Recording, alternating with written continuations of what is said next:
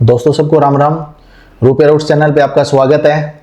आज का हमारा जो वीडियो है म्यूचुअल फंड की जो सीरीज हमने चला रखी है उसका जो हाइब्रिड म्यूचुअल फंड है उसके जो सब पार्ट है उसका सेकंड पार्ट में आज लेके आया हूं। इससे पहले इक्विटी का, डेट फंड्स का और जो हाइब्रिड म्यूचुअल फंड है उसके 3 पार्ट ऑलरेडी मैंने कवर कर दिए हैं। तो आज का हमारा जो टॉपिक है हाइब्रिड म्यूचुअल फंड का नेक्स्ट जो सब टाइप है उसकी मैं बात करने वाला हूं। इससे पहले की जितने भी म्यूचुअल फंड की जो भी वीडियोस आपने देखी उनके रिगार्डिंग अगर किसी का कोई भी किसी भी चीज से लेके कोई सिंगल क्वेश्चन भी है तो टॉपिक का नाम और वो क्वेश्चन आप कमेंट सेक्शन में डाल सकते हो, मैं उसका रिप्लाई कर दूंगा। सारी वीडियो आपको नॉलेजेबल आपको लगी होंगी, अगर नहीं लगी तो भी मेरे को कमेंट सेक्शन में एटलीस्ट ये बता देना कि सर इसमें ये कमी है, तो मैं कोशिश करूंगा कि वो चीज का मैं नेक्स्ट वीडियो में इंप्रूवमेंट के साथ में आपके सामने लेके आऊं। ठीक है, तो बिना देरी के अभी हम वीडियो को स्टार्ट करते हैं। तो आज का हमारा जो टॉपिक है वो है एग्रेसिव हाइब्रिड म्यूचुअल फंड का जो एक सब टाइप है क्या है, मल्टी एसेट एलोकेशन फंड।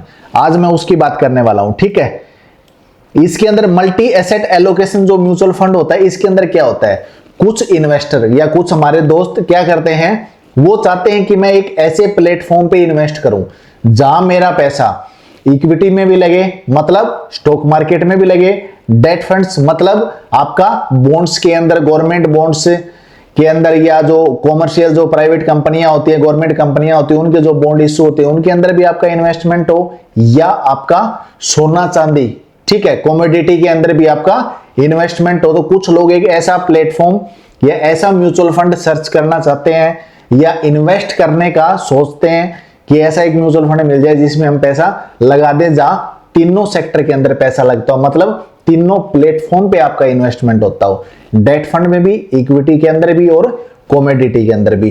तो उन सब चीजों को ध्यान में रखते हुए ये म्यूचुअल फंड बनाया गया है जिसका नाम है मल्टी एसेट एलोकेशन फंड, जिसका नाम ही मल्टी एसेट एलोकेशन फंड है।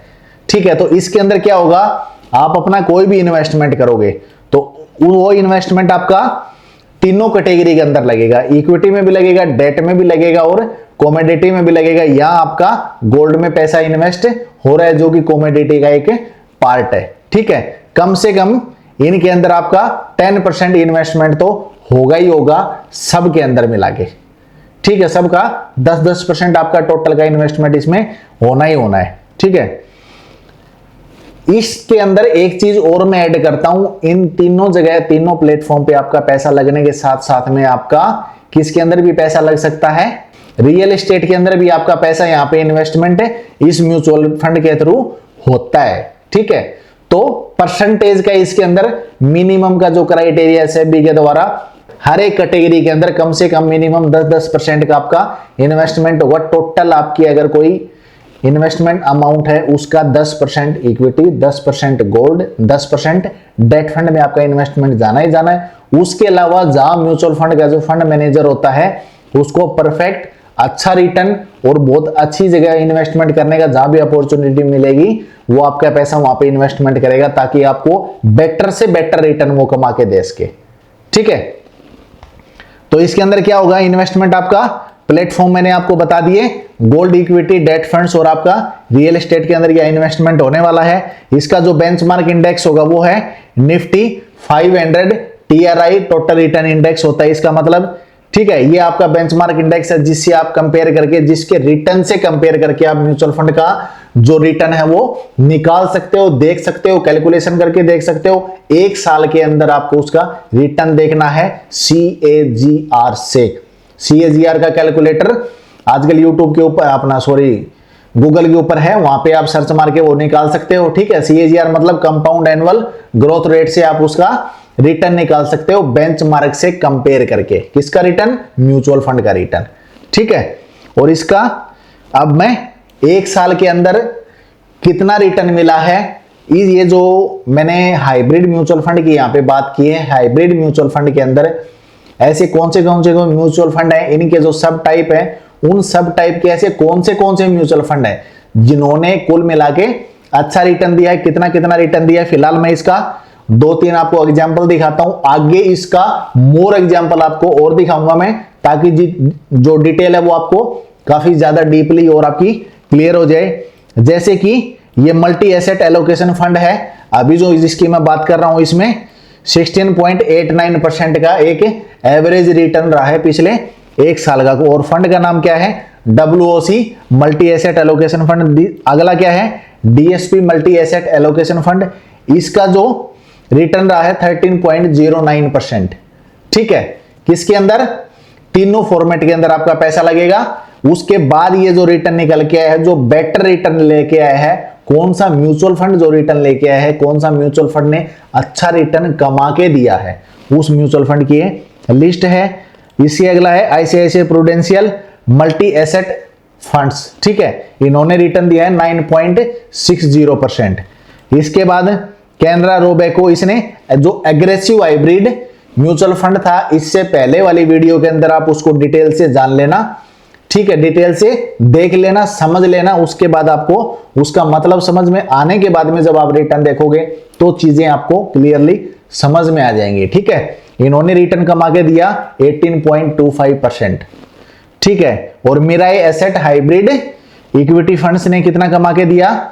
17%। ये भी एक एग्रेसिव हाइब्रिड फंड है, मतलब ये जितने भी हैं हाइब्रिड फंड के पार्ट हैं, एग्रेसिव वाले और मल्टी एसेट एलोकेशन के, उनके ये एग्जांपल है। ठीक है, आगे मैं उनके जो अपना हाइब्रिड फंड है, हाइब्रिड म्यूचुअल फंड है, उसके जितने भी सब टाइप हैं उनके बारे में मैं डिटेल से ब्रीफ में डिस्क्राइब करके आपको बताने वाला हूं, ताकि आप उनको कंपेयर करने में आपको हेल्प मिलेगी कि कौन सा बेटर रहेगा, जहां आप इन्वेस्टमेंट कर सकते हो। आपका जो एनालिसिस है, जो आप करना चाह रहे हो, उसमें आपको मदद मिलेगी ताकि आप डिसीजंस ले पाओ। ठीक है, सबसे पहला हमारा क्या था हाइब्रिड के अंदर? Aggressive hybrid mutual fund. ठीक है, उसके अंदर क्या था? आपका पूरा पैसा इक्विटी पर मैक्सिमम आपका जाएगा 65 से 80%, 20 से 35% आपका किस में जाएगा? डेट फंड में। इसका benchmark index Nifty 50 hybrid composite debt index. ठीक है, जिसके अंदर 65 से 35% का एक अनुपात है। और दूसरा क्या था? Conservative hybrid funds. इसके अंदर आपका पैसा कहां का इन्वेस्ट हो रहा था? डेट के अंदर और इक्विटी के अंदर, मतलब इसमें डेट में ज्यादा है और इक्विटी में कम है। इसका जो बेंचमार्क इंडेक्स है वो क्या है? Nifty 50 hybrid composite debt index 15:85 का इसका जो रेशियो है वो रहेगा आपका इन्वेस्टमेंट का रेशियो। ठीक है, अगला क्या था हमारा? Balanced hybrid fund. इसके अंदर क्या था? आपका पैसा इक्विटी और डेट फंड्स के अंदर 50-50 के अनुपात में इन्वेस्टमेंट होने वाला है या होता है। और इसका जो बेंचमार्क इंडेक्स है वो है निफ्टी 50 हाइब्रिड कंपोजिट डेट 50 के अनुपात के अंदर, 50-50 के अनुपात के अंदर ये पैसा आपका इन्वेस्ट होगा इक्विटी और डेट फंड्स के अंदर। ठीक है, अगला क्या था? डायनेमिक एसेट एलोकेशन फंड, जो मैंने आपको बोला था कि मेरी तरफ से एक सरप्राइज है, एक्चुअल में वो है भी बहुत अच्छा म्यूचुअल फंड। ठीक है, जो कि हाइब्रिड म्यूचुअल फंड का ही पार्ट है। आप ये चीजें समझ लेना, इससे पहले वाली वीडियो के अंदर वो मैंने अपलोड किया हुआ है, वहां जाके उसको डिटेल से देख सकते हो। यहां सिर्फ ब्रीफ में लिखा हुआ है।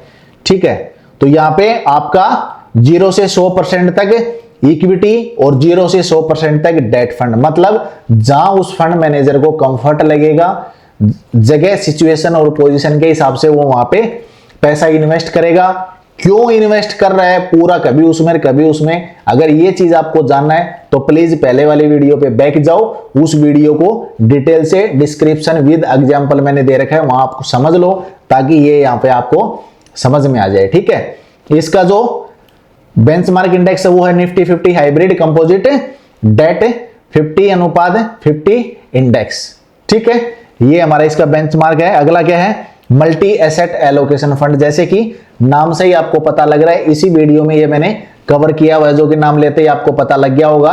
तीनों क्लासेस के अंदर मतलब आपका इक्विटी में पैसा जा रहा है, डेट में भी पैसा जा रहा है, प्लस आपका गोल्ड में भी जा रहा है, प्लस आपका रियल एस्टेट में भी पैसा यहाँ पे इन्वेस्ट होता है इसके अंदर। ठीक है, और इसका जो बेंचमार्क इंडेक्स है वो है निफ्टी 500 मल्टी एसेट इंडेक्स।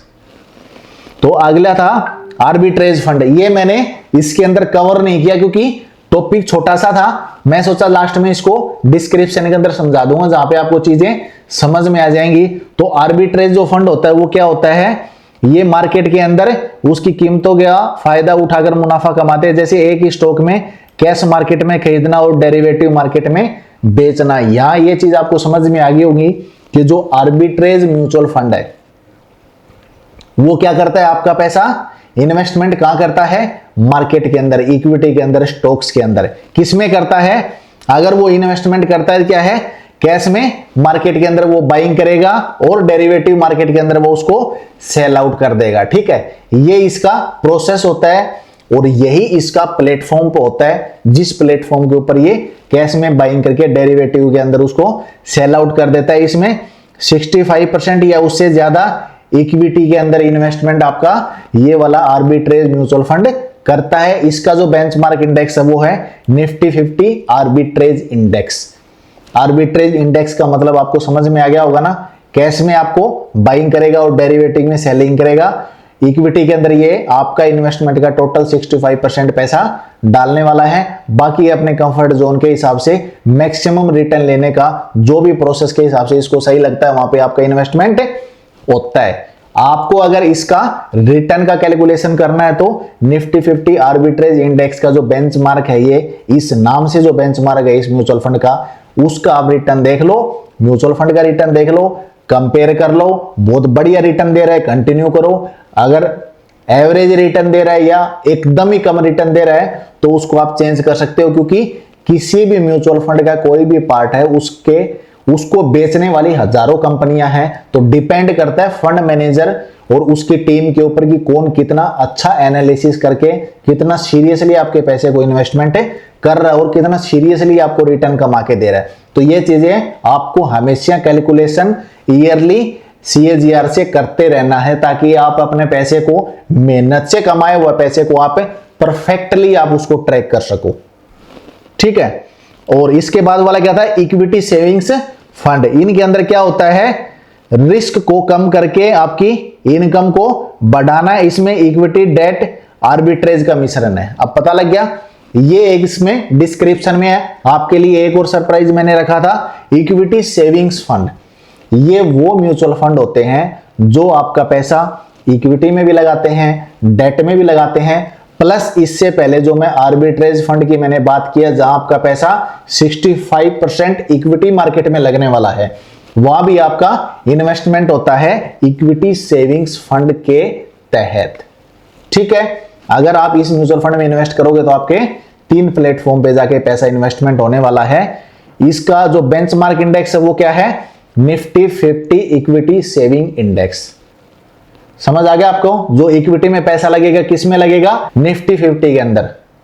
ठीक है, निफ्टी 50 में आपका पैसा लगेगा जो कि इंडिया की टॉप 50 कंपनियां हैं और निफ्टी के ऊपर वो लिस्टेड हैं। ठीक है, NSE पे लिस्टेड है वो। ठीक है, और BSE का क्या है, Bombay stock exchange, NSE national stock exchange, दोनों के ऊपर 2 इंडेक्स हैं। तो ये जो पैसा है आपका इक्विटी का निफ्टी 50 के अंदर लगने वाला है NSE के प्लेटफॉर्म पे। ठीक है, तो यहां पे पिछले 1 साल के अंदर इनका रिटर्न सभी हाइब्रिड म्यूचुअल फंड का कितना रहा है उसकी अब हम बात करने वाले हैं। सबसे पहला हमारा था एग्रेसिव हाइब्रिड फंड। ठीक है, एग्रेसिव हाइब्रिड फंड के अंदर रिटर्न कितना उसने दिया है, इसके अंदर JM एग्रेसिव हाइब्रिड फंड उसने सबसे ज्यादा रिटर्न कमा के दिया है, 55 से 55.48%। ये बहुत बड़ी चीज है, क्योंकि ये जो रिटर्न है इक्विटी के अंदर एक स्मॉल कैप कंपनीज के अंदर जो इन्वेस्टमेंट होता है लगभग उसके बराबर रिटर्न कमा के दिया है। किसने, JM aggressive hybrid mutual fund ने पिछले 1 साल के अंदर जबरदस्त रिटर्न कमा के दिया है। इसका मतलब ये नहीं है कि इसी म्यूचुअल फंड में इन्वेस्टमेंट कर देना, अपनी रिसर्च खुद करना, नॉलेज के लिए आपको मैं डाटा प्रोवाइड कर रहा हूं 1 साल का। ठीक है, दूसरा है कोटक इक्विटी हाइब्रिड फंड। इन्होंने रिटर्न कमा के दिया है 7.5। ठीक है, ये दोनों का वेरिएशन आपको मैंने बता दिया, कम से कम का भी और ज्यादा से ज्यादा का भी यहां पे हमने लिया है इसका। दूसरा हमारा हाइब्रिड फंड का जो पार्ट था वो था मल्टी एसेट एलोकेशन फंड। इसके अंदर पिछले 1 साल का जो रिटर्न है WOC multi asset allocation fund ने 16.89% रिटर्न कमा के दिया है। दूसरा DSP multi asset allocation fund जो म्यूचुअल फंड कंपनी, उसने 13.09% रिटर्न आपको कमा के दिया है। तीसरा हमारा था इक्विटी सेविंग फंड्स, ठीक है, इक्विटी सेविंग म्यूचुअल फंड। इसमें एडलविस कंपनी है, एडलविस इक्विटी सेविंग म्यूचुअल फंड है, इन्होंने 9.6% का रिटर्न दिया है। और एचएसबीसी इक्विटी सेविंग फंड है, इन्होंने 7.3% का रिटर्न दिया है। इस म्यूचुअल फंड में, इक्विटी सेविंग्स फंड के अंदर अगर आपने पैसा इन्वेस्टमेंट किया है तो इक्विटी सेविंग फंड्स मैंने आपको बताया था सेम वीडियो में, लास्ट में डिस्क्रिप्शन बताया था, जिसमें कौन से वाला फंड, आर्बिट्रेज जो म्यूचुअल फंड है उसके तहत, मतलब आर्बिट्रेज का जो फैक्टर है वो भी इक्विटी सेविंग म्यूचुअल फंड के अंदर मायने रखता है। उस फैक्टर के तहत भी आपका पैसा इसमें इन्वेस्ट होता है, तो उसका रिटर्न नॉर्मल रिटर्न है 9.6%, 7.3%, कोई बैंक से बेटर है, ठीक है, बिल्कुल वो नहीं बोल सकते आप बैंक से अच्छा रिटर्न, फिर भी इन्होंने कमा के आपको दिया है। आर्बिट्रेज फंड्स, इसमें आपका टाटा आर्बिट्रेज फंड, इसने 7.6% का रिटर्न, और जो कोटक इक्विटी आर्बिट्रेज फंड है इन्होंने 7.7% का रिटर्न आपको कमा के दिया है। तो ये चीज आप देख सकते हो। इसमें कंजर्वेटिव हाइब्रिड फंड की मैं बात करता हूं यहाँ पे, जहां पे आपका पैसा किस अनुपात में लगता है, इक्विटी और डेट फंड्स के अंदर, जहां मैक्सिमम पैसा आपका डेट फंड में लगता है और कम पैसा आपका इक्विटी में लगता है, उनको कंजर्वेटिव हाइब्रिड फंड बोलते हैं। इसमें ICICI prudential regular saving fund और कोटक डेट हाइब्रिड फंड ने इस कैटेगरी में बहुत बढ़िया परफॉर्म किया है। रही बात परसेंटेज की, तो वो डाटा अभी अवेलेबल नहीं होने की वजह से मैं आपको नहीं बता पा रहा हूं, ठीक है। तो आपको अगर अलग से निकालना है तो दोनों म्यूचुअल फंड का बेंचमार्क को कंपेयर कर लेना, प्लस उसका 1 साल का डाटा जब आप रिसर्च करोगे, उसको डालो, क्लिक करोगे तो वहां पे 1 साल का CAGR उसका निकल के आ जाएगा, तो वहां से आप कंपेयर वो चीज करके निकाल सकते हो, ठीक है। अगला है डायनेमिक एसेट एलोकेशन फंड। इसके अंदर DSP dynamic asset allocation fund ने 10.99, और जो Nippon India balanced advantage fund है इन्होंने 6.1% का रिटर्न आपको कमा के दिया है। तो हमारा यहाँ पे जो हाइब्रिड म्यूचुअल फंड था उसका टॉपिक A से लेकर Z तक मैंने पूरा कवर कर दिया है।